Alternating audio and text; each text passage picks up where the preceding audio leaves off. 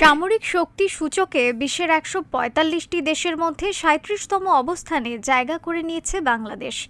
সামরিক সক্ষমতার উপর নির্ভর করে আন্তর্জাতিক গবেষণা প্রতিষ্ঠান গ্লোবাল ফায়ার পাওয়ার এই সূচক তৈরি করে।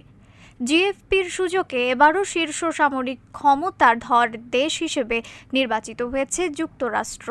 এই সূচক করার বিষয়ে জিএফপির ওয়েবসাইটে বলা হয়েছে, এসব দেশের সামরিক সক্ষমতার সর্বশেষ সহজলভ্য সামরিক সরঞ্জাম, প্রতিরক্ষা বাজেট, সৈন্য সংখ্যা সহ ৬০টির বেশি মাপকাঠির ওপর ভিত্তি করে ২০২৪ সালের সূচক তৈরি করা হয়েছে।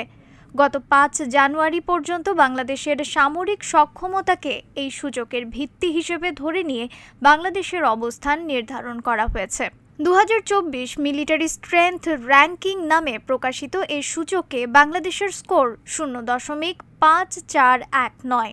গত বছর যা ছিল ০.৫৮৭১, আর শীর্ষে থাকা যুক্তরাষ্ট্রের স্কোর ০.০৬৯৯।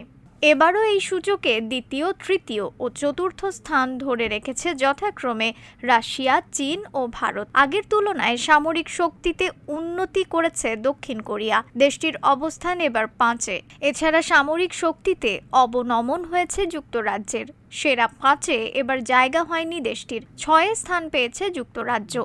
এদিকে গ্লোবাল ফায়ার পাওয়ার বলছে, বাংলাদেশ সেনাবাহিনীতে ১,৬৩,০০০ জন সক্রিয় সৈন্য, ৩২০টি ট্যাঙ্ক, ১৩,১০০টি সামরিক যান, সেলফ প্রোপেলড আর্টিলারি গান ২৭টি ও মাল্টিপল লঞ্চ রকেট প্রজেক্টর যান রয়েছে ৭১টি।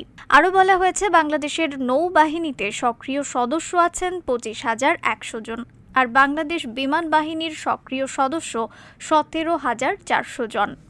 নিউজ ডেস্ক, রিফাত আর ইসলাম, ভোরের আকাশ।